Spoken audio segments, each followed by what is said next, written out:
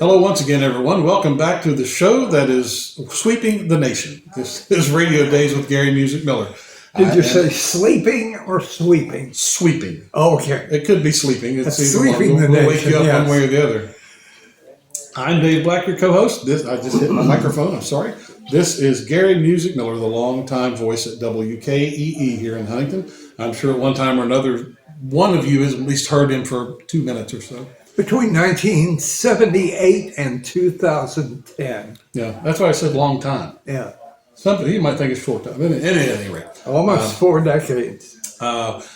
We are going to be talking about some weird things today and other things here and there. And Gary, give us a rundown of what's going on. Well, we are going to start with answering mail and answering comments. We had Mike Kirtner here last time, so we did not get into any comments, or did we get into any of your suggestions? And so Dave, I believe, has printed out some of those things that people have said, and Dave's going to go over those kinds of things. And then I've got a couple of things to mention. And then I have something that is totally unprepared, unplanned. Dave knows nothing about it. You know nothing about it. And it should be fun, funny, and at least bring a smile to your face. So with that, first of all, as I always do, I always like to thank you subscribers. We've gotten several new subscribers since our last show. And we'd like to have more. So if you're watching and you're not subscribing, please subscribe. And thank you very much for tuning in. Today's going to be a little different from what we've usually done. We usually do something relatively seriously, talk about music, talk about radio, today's just for fun. Today is totally for fun. We hope you enjoy this, and we hope if you're a new subscriber, you don't drop us because of this. But we're going to have some fun. And we have some guests going through the studio today. We are at the Museum of Radio and Technology, and you have the address? Yeah, 1640 Florence Avenue in Huntington. 1640 Florence Avenue in Huntington. It is a museum, and we get to do our show from this beautiful mock studio that Dave set up for us. Dave does everything. Dave records it. Dave downloads it. Pardon me. Dave clears my throat for me. Dave, this is Dave's baby, in a way. I'm just a name. So there we go. If I have to start changing diapers, I'm out of here. That's right. At any rate. All right. Why don't you start with whatever you have? Well, I want to say thank you, first of all, to the man who never, ever misses hitting the post. Believe me. Okay, that said, and some of you will know what that means and some of you People won't. know, yeah. Okay, but most of you will. Even on, what was it, Rock Your Baby, George McCrae, went on forever. And I would stop and let him say, sexy baby. And then I'd keep talking to the end. I did the weather. I did a public service announcement. I did everything over that intro. Okay, what do you think I should do? You think I should do the emails first or the comments from the videos? Either one. Either or. You can do emails if you like. Or you can do comments, because comments, some people probably didn't see 2 shows ago. Yeah. 2 shows ago, we covered songs we didn't like, and we got some response for that. Okay, let me go over first. I'm going to go kind of in reverse not from the latest show down. That's what I'm thinking. That's what I'm going to do it. But okay. This from the show where we had Mike Kirtner on the last time. We had some comments that came in here. One from Stephen French 8441. He says, fantastic interview, 2 of my favorite local legends from way back. Thank you, Stephen. We certainly appreciate that. We certainly do. Alligator Jackson, our old friend we've had on, says, good show. Mike is a great guy. Love hearing the old stories of guys who I listen to on the radio. Thank you, Alligator. Appreciate that. And Doug Smith, short but sweet, very cool radio royalty, which I agree with. So those were comments from the Kirtner program. Okay, I've got Doug, some as more. I recall, has sent in several comments and suggestions, Yeah, I believe. I have from the show we did about the Aussie invasion. Ah, Well, first of all, let me get to the email that was sent on the Kirtner program. It says, Gary, isn't it wonderful how your opinions of someone like Mike can change as the years roll by? In the 80s especially, Mike was Darth Vader as far as Key fans were concerned. Now I thank God for people like him who strive to keep the human and local elements involved in the business. Thank you for being a uniter of all radio enthusiasts. Keep the hits coming. That's from our old friend Frank, who's a friend of the station, of the channel, I should say. Thank you, Frank. We appreciate that. that is Frank Carter, and Frank, thank you for your support. He's always been a friend of the channel, and He sure is. We certainly appreciate Big that. supporter. Okay, we did one on the Aussie invasion a couple of shows back, and Doug Smith sent a message and says, Gary, we chatted about the Seekers after your recent podcast or vlog about the Aussie groups. Thought you might find it interesting, kind of broad sketch of how they hit right time and place by working a cruise ship to London right in the middle of the early 60s pop explosion in England. Wow. It includes a great inside baseball bit from the studio with a few takes of I'll Never Find Another You. So, and that was from Doug Smith. Doug, thank you. Doug, I'm very familiar with the Seekers. I'm trying to remember the song. Of course, they had 60 hits in 64, 65, and 66. I'll Never Find Another You, I think, was the hit they had in 65. Hey There Lonely, Hey There Georgie Girl. Georgia Girl was the theme song to that movie, and the Seekers did that in 66. And in 64, they did a song which I dearly love and has escaped my mind right now.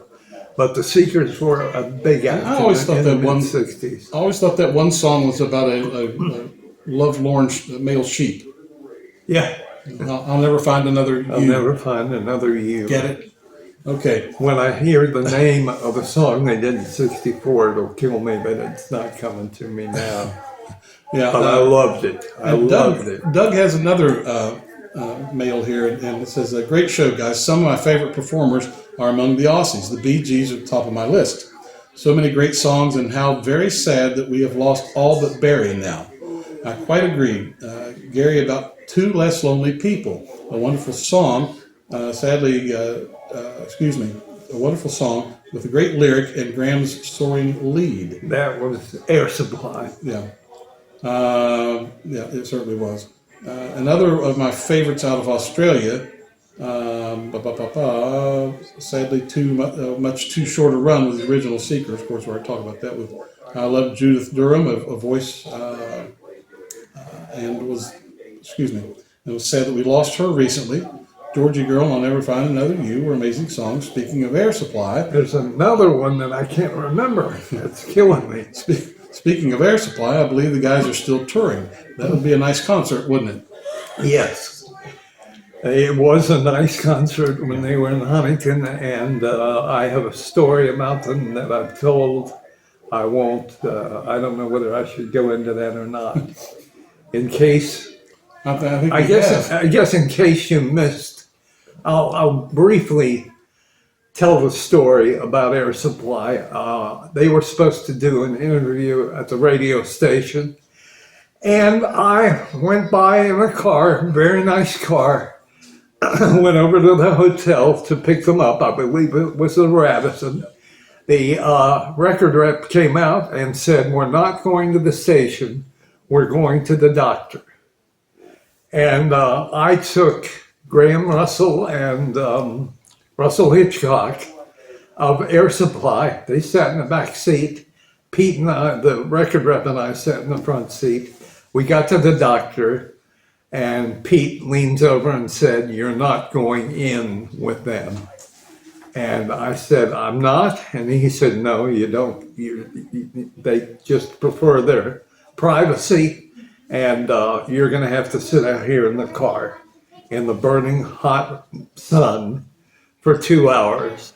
So that's my story with Air Supply. I didn't get to go to the doctor with them, but I did go to the concert, and my wife was in the hospital, and they were very kind and did an autograph for her. So Okay, from the Aussie Invasion show we did, also, our friend Alligator Jackson writes, "Good show. AC/DC didn't chart singles, but sold albums. Shook Me All Night that's charted. not really true. Jimmy Barnes had a big hit with Working Class Man." Now, AC/DC may not have been, They if you were. consider top 40, they were a lot of AOR stuff. But they did cross some singles. Right, they did. They did cross some. But Back in Black was a top 40 Yeah. single, that as I recall. was the first album after Bon Scott's death that they released. Yeah. And that's what the song was about, actually based on Bon Scott's death. Yeah. And that was the first one with Brian Johnson out front in the lead. So yeah, they did, but most of their stuff was played on Getting AOR the stations. sleep out of my eye. Yeah. It's early. Okay. Now we did another show Yeah. about songs we didn't like, songs we didn't care for, and these are some of the things that were said then. S Payne 8315 said, "I really enjoyed your program. Listening to you guys brings back wonderful memories from my radio career in mostly small AM stations in North Alabama and Southern Tennessee. I worked from 76 to 99. I was fascinated by the story you told about Tony Burrows and his string of hits in the early 70s, all with different groups. I'd never heard that story before." Well, thank you once again, Mr. S. Payne. We appreciate your writing to us, and we appreciate your following the programs. Thank you very much. If you've not heard the past show about Tony Burrows, you ought to go hunt it up, listen to it. He actually had 6, I believe, songs on which he sang lead, but he himself is not a household name. And I think almost all of the songs he did went to #1. Yeah. So he was a 6-time one-hit wonder. He had 3 or 4, maybe more, on the charts at the same time under different names, different pseudonyms, so to speak. He did. And it was phenomenal. And I don't think anybody's ever done that since or ever will again. And it made heck for him when Top of the Pops over in England, which is the American bandstand of England, booked 3 of the acts on the same show. Right. So he had to leave, he had to come back, he had to leave, he had to come back, and he had to change clothes every time so people wouldn't say, "Hey, that's the same guy I just saw. That's the same guy we just saw." So it's amazing. Tony Burrows, the Tony Burrows story, if you get a chance to review it, I wish I knew the number of it, but I'm sure it's in the header. And we'd love for you to hear that It might have been the story. One Hit Wonders program we did. Yeah, one-hit wonders. Okay. Another comment, letter, or whatever we want to call it. Correspondence, how's that? That sounds Okay. This comes from Tall Paul in Kentucky. He's been a long time friend of the channel. We appreciate him viewing all the time. He says, "I vote for Debbie Boone's You Light Up My Life as the worst.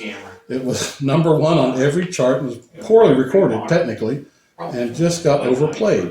I was a DJ at the time, and so could not escape it. If I ever hear it again, it will be too soon."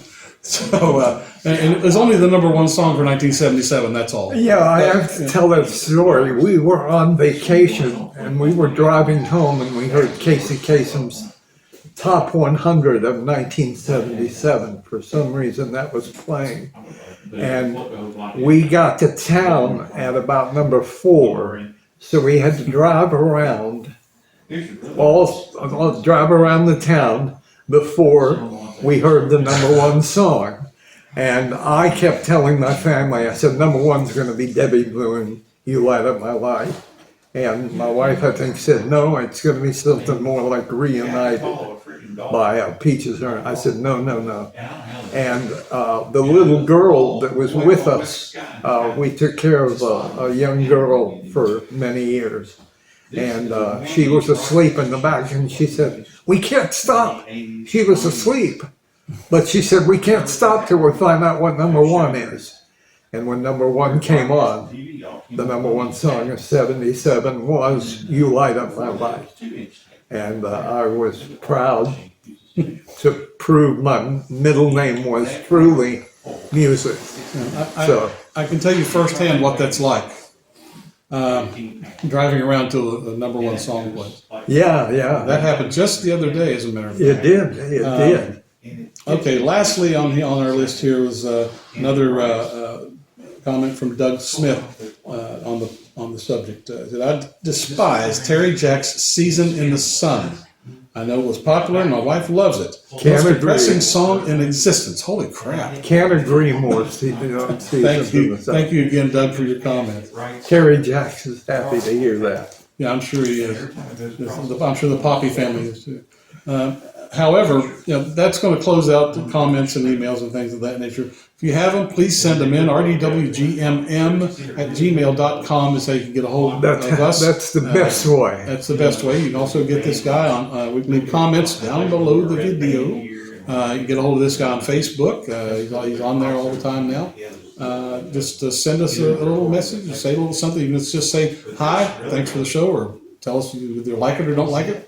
Whatever. It's your opinion, you're entitled to. If you hear voices in the background, we have visitors here today, so please try to ignore them. Also, before I have a couple of comments. Okay, go ahead. Go ahead. You want me to go ahead with this? All I was going to say, is really quick, is before the end of the program, we're going to have another Stump Gary. So stay tuned for that. I hope it's one that I have a chance when he gives me song titles or years or groups. I usually have a chance, but sometimes I don't.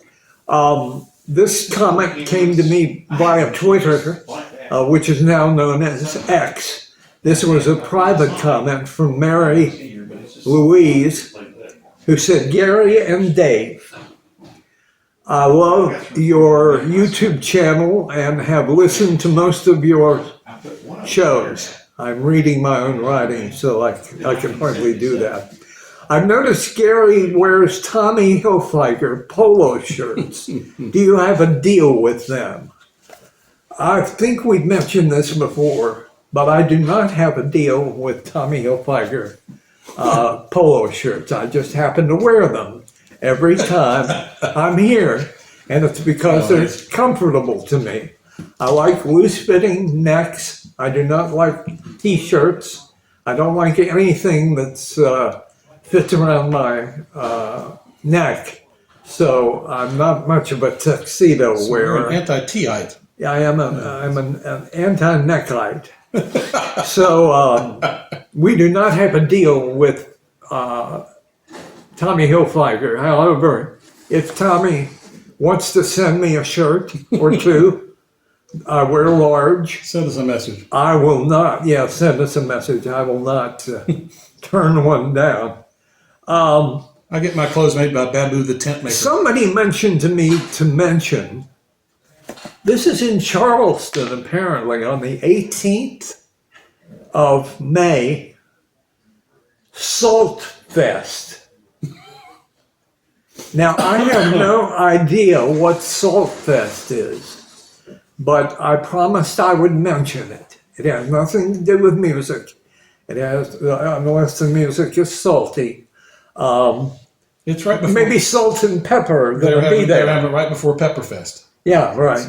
Salt and Pepper might be the opening act for that, but I promised I'd mention Salt Fest. They won't sing Seasonings in the Sun.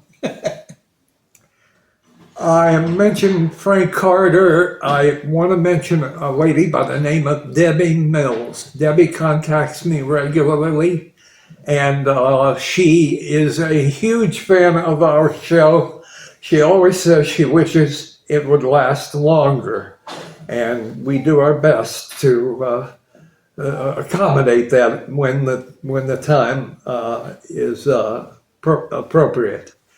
And I need to mention, we actually have a Canadian listener. This blows me away. I found this girl's music when she was about 16 years old. She's a musician. She's a songwriter. She writes lyrics. She sings. She acts. And she ought to be a model. She's extremely attractive. And her name is Alexa L. E-L-L-E, not the letter L, Smith. And Alexa, you've publicized us a couple of times in Canada, and it's wonderful to know we have a listener in Canada. And who knows where else. We know we don't have listeners in Russia. That's because the song we used was banned in Russia or something, and we got a notice saying the opening song you use may be not heard in Russia. It's a copyright strike. Some kind of copyright thing. It's really bizarre. You got a song that's 40 years old and they can't play it. So, at any rate, Okay. That, however, is going to change today as a one-time thing. You're gonna the open is going to be a little different. So, well, today is a one-time thing because it does have to do with music. But I've had several comments asking me, why don't we cover more country music? And that's because neither of us are really huge country fans. We don't dislike country. We hate it. No, we don't hate country music. But there are certain country songs that come along that we like. yeah, And there are certain country songs that we don't. it's just not in our wheelhouse, Yeah, it's so not. to speak. So don't unsubscribe because of what we're about to do. No, we're not country music haters, so to speak. No, we're not. And there are a lot of country music. And I'm going to end with a country music fan. But I have a sheet of paper here that says real on one side and fake on the other. And I don't know whether you can see that or not because it's written in very thin pen. But I'm going to give that to Dave. I have on this card 10 country music song titles. And the question for you out there and for Dave has not seen this. Dave didn't even know what I was going to do today. I kept this from Dave, the secret, for 3 or 4 weeks. I'm going to read some country song titles, and your job is to tell me whether they're real country song titles or fake country song titles. All right. They're songs that I have made up or that someone along the line has made up. So, if I can read my own writing, there are 10 of these. I'll try to go through them quickly. Number 1, you're the reason our kids are ugly. You're the reason our kids are ugly. What are you holding up? Real. What do you think? Real or fake? He's absolutely right. It's real. Do you know who did it? No, but it's such a funky title, it can't be wrong. Believe it or not, that was done in 1978 by Conway Twitty and Loretta Lynn. And I met Loretta Lynn around 73, and she gave me a peck on the cheek, a kiss on the cheek. And I've always hoped that song was not written about me. I thought she might have had a chicken in her hand. She might have said, that guy's ugly. I'm going to write a song about it. Okay, number 2. I wish I had better light in here.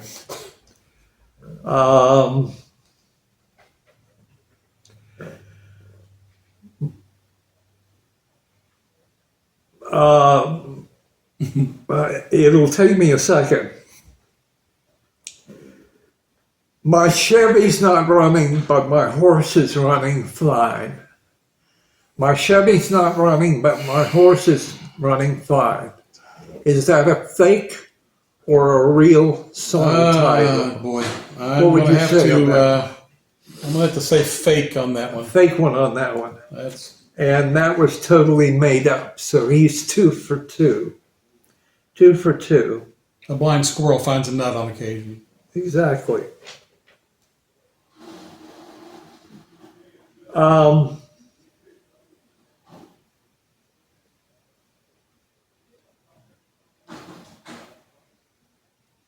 This is terrible. I can't read my own writing.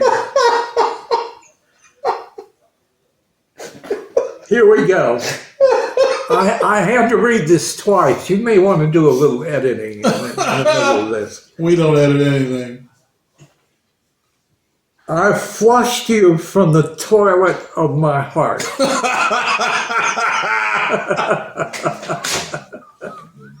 So you're not saying I told you we wouldn't get through this. You're not saying they're full of crap, are you? I flushed you from the toilet of my heart. It can't be, it's so bad. I'm going to give this a real good shot here. I'm going to say real. See? Real. He's saying that's real. Real. It was, you'll never believe who did that song. Johnny Cash did that song in 1962. The title's so funky it had to be real. Exactly. Song number 4, I'm getting to where I can read them a little better. How come your dog don't bite nobody but me? How come your dog don't bite nobody but me? I'm saying that's fake. He's saying that's fake. That was from 1963. Mel Tillis did that song. Okay. So you're 3 for 4. Steve, you're like 1.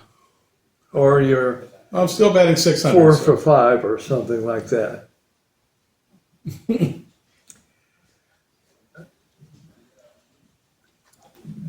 I've never been to bed with an ugly woman, but I've sure woke up with some.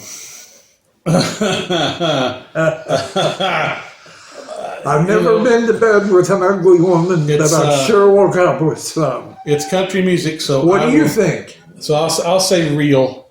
He thinks it's real. Yeah. 1980, Bobby Bear did that song. Well, that doesn't surprise me. The incredible Bobby Bear. His brother Grizzly, I heard of him. Song, this would be song 6, I believe, or 7. I lost track. You sure you're not on 10? Yeah, you wish I were. The only good years in our life together were tires.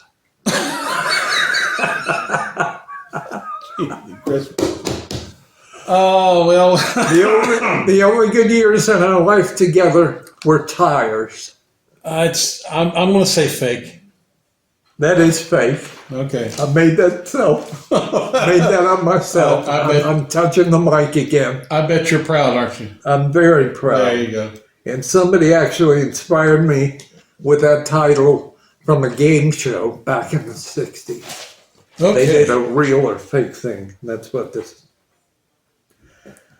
I'm so lonely. I'm sorry. I'm so miserable without you. It's almost like you're still here.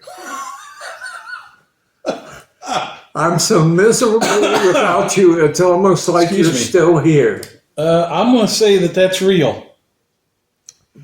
That is real. Billy Walker did that in 1978. That is a real tune. Okay. 2 more. Yeah, a couple more. If I can't read this, it may be less than that.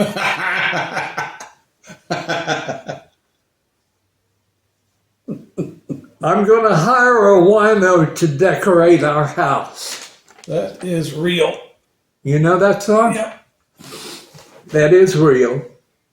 That was David Frizzell. Yeah. He did it in 1982. He did along with a guy named Ben Calder. That's right. That's right.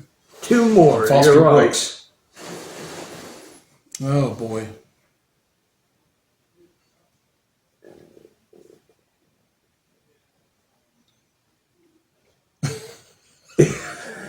he can't believe what These he's are reading. hard to believe. Yeah. Even you couldn't keep me away from my tractor.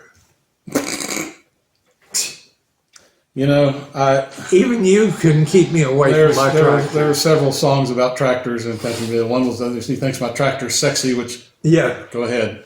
I'm gonna have to say that's fake. that is fake. Okay, You've done so well. I missed two, I think.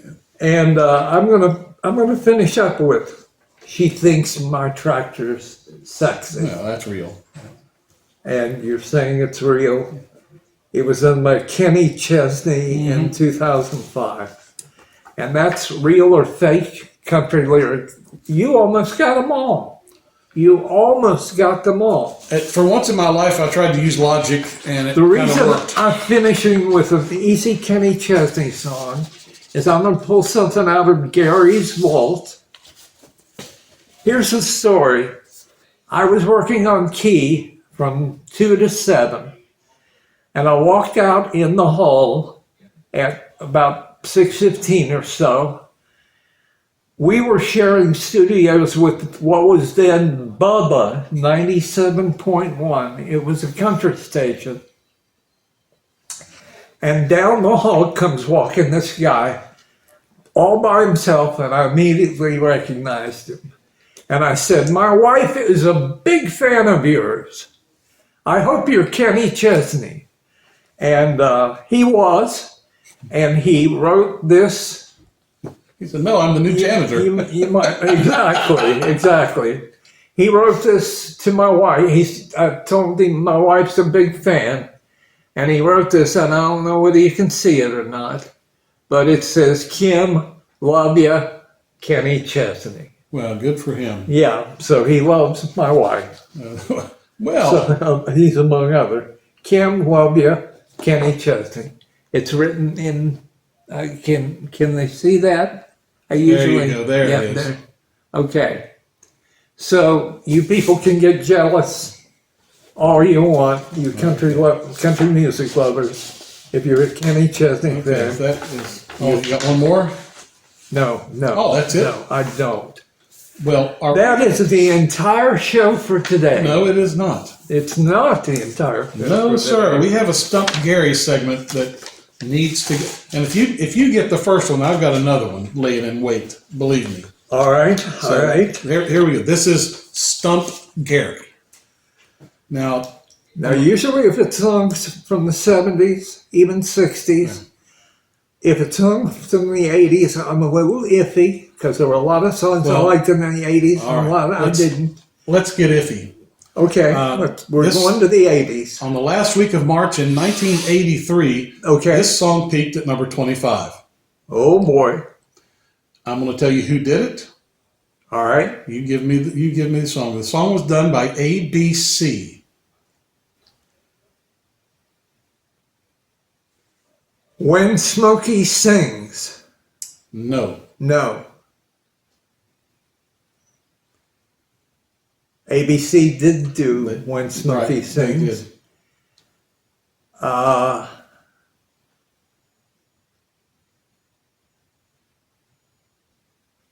Did it have something to do with crying? No, that was Godly and Cream. I can't remember the other song by ABC that peaked at number 25. Peaked at I number think When 25. Smokey's. What was the first word? Poison. Poison? Yeah. Poison Arrow. Poison Arrow by Yeah, ABC. ABC. And I'll give you an extra bonus point if you can tell me the lead vocalist's name. No. Martin Fry. Martin Fry. Yes. Had Okay. no idea. Okay. Now you kind of You're talking to a guy who hung out 45 minutes with the lead singer of the Grassroots and didn't know who he was. I'll give you a chance at And if you want to redemption. know that story, go back a couple of. I'll give you a chance at redemption. Okay. In 1980, this song peaked at number 29 on the Billboard Hot 100. All right. Now, you want the name of the song or the name of the band? Or the singers? You pick. Okay, I'll tell you the name of who did the song. Okay. Now, I hope I'm saying this right, but the Larson Featon Band. He got me. He got me again. The Larson Featon Band. It's either Feiten or Featon, but it's spelled Feiten. And I went to So- number 20. Yeah, it went to number 29. Then went to That number was, it peaked 29. at number 20. And I searched forever to see what month this thing peaked at 29, and there's nowhere to be found.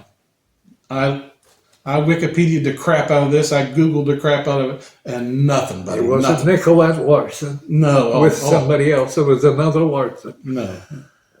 I do not recall the Larson Featon Band. The I'm song is sorry. called Who'll Be the Fool Tonight? And it actually did. It peaked at number 29. Peaked at number 22 on the AC chart. How many times have you stumped me now? Maybe 3, maybe. 3 or 4. I've got another one at home that's just as good. But Okay. you will probably know that one for the next time. But that's it for Stump Gary. We stumped him twice, which, folks, that is a feat in and of itself. And for that segment, you did not hit the post. No, I did not. And 1981 is a year that I dearly love. I got married that year. I have a lot of stories about that year, a lot of songs about that year, a lot of songs that didn't make it. And one song I will suggest people listen to is Don McLean's version of the Roy Orbison classic Crying. Yeah. Don McLean did a marvelous version of Crying, and we played it, and I bet it might not even have made the top 40. Probably. But I played it because it was so good. Yeah, there's a story about him that I heard, and I'm trying to. It's in my Rolodex brain. It happened here in Huntington, I think. He opened for some. I think it was Kiss, maybe. This happened in Huntington. Oh, really? Yeah. He opened for Rare Earth and Chase. Chase, who did Yeah. Get It Get On. it on. Yeah. Okay.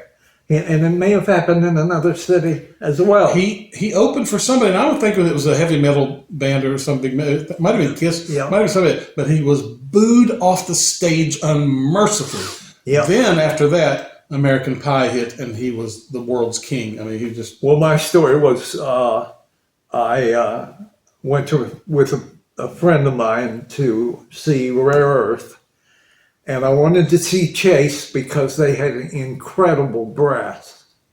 They were like da da da da da da. And you like their band. I love brass.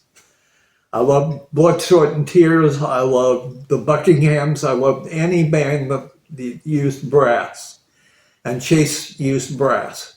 So we're waiting for Rare Earth and or Chase to come out. We figured Chase was going to lead Rare Earth. And out comes this guy. He puts a seat down in the middle of the stage. He starts playing. He plays his guitar. And he is, again, unmercifully booed off stage. It was a Marshall Homecoming. Wow. It was Marshall Homecoming concert. It was in September, I believe, of 71 Oh, excuse me. or 72. And this friend of mine calls me 6 months later and says, "Guess who's on the radio right now?" I said, "I don't know. Remember that guy we saw that led off for Rare Earth and Chase?" I said, "Vaguely. He's on the radio now with a song called American Pie." Yeah. And it apparently is going to be a big hit. And it turned out to be a #1 song. Oh, it was a monster. Yeah. But now seeing that you like brass and all that stuff, I do love brass. did you like the Pretenders' Brass in Pocket? Brass in Pockets? Might have been the only song ever on the charts with the word brass in the Brass in it. Yeah. title. So Yeah. I didn't know they did metal music. Kiss Get my it? brother. Metal music. Get it? Metal music. Okay. Well, if that's it, Gary, I think we're done for this week. we're going to. Next week we're going to shoot. In 2 weeks we're going to shoot for another guest. I've had one guest that's unable to come because of his wife's extremely ill health. And so I've reached out to another fella, and he may join us next time. If not, it'll be Dave and I doing something. I have a perfect topic for us to discuss. Okay. So, thank you. With that said, God bless. we're going to get out of here now. We are. Go ahead. I'm sorry. Oh, go ahead with the address. Oh, yeah, we're coming to you as always from the Museum of Radio and Technology at 1640 Florence Avenue here in Huntington, West Virginia. The website is mrtwv.org. Check them out. Come out here and check the place out. It usually doesn't cost you a dime to get in unless you want to contribute, which, even a couple of bucks helps here and there. So if you get a chance to come out here, please do. We appreciate all that. And if you've heard voices in the background, we have a lot of visitors here today. And it's very haunted here, so there are ghosts. Yeah. Anyway, get a hold of Gary, like I said earlier, at rdwgmm@gmail.com, and or hit him up on Facebook. You'll see him there. He's always floating around doing something there. And shoot us a message, even if it's just say hi, how you doing?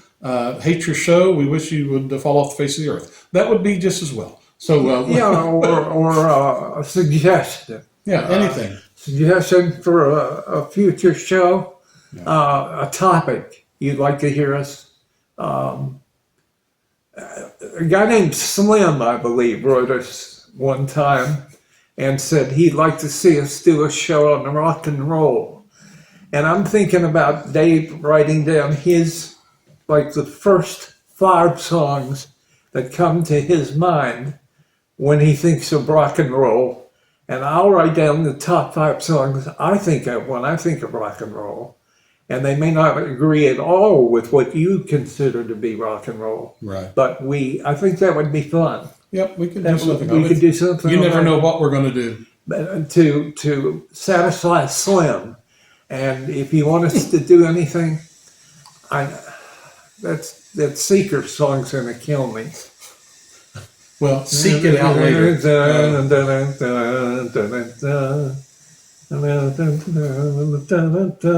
This may be the only time we ever edit a show. You didn't know this was Ted Mack's original amateur hour, did you? Well, I know I'll never find another you. How old? Hey there, Georgie girl. How old do you have to be to remember Ted Mack's original amateur hour? I don't know. That's going back to our good ways, isn't it? I don't. Yeah, I never. You don't remember it? I don't think I saw it. Oh my God. At any rate, that's it for today, folks. We're done. We're out of here. We've taken up enough of your time. We appreciate you sitting through this and listening to our foolishness and plus our facts and figures and frivolity, so to speak. So with that said, I'm out of here. He's out of here. Future shows will be more about radio and classic music and stuff like that. Yeah. But with that said, we're going to get out of here. We'll see you guys later. Hope you had a wonderful Easter. We'll see you next time. Take care. God bless. So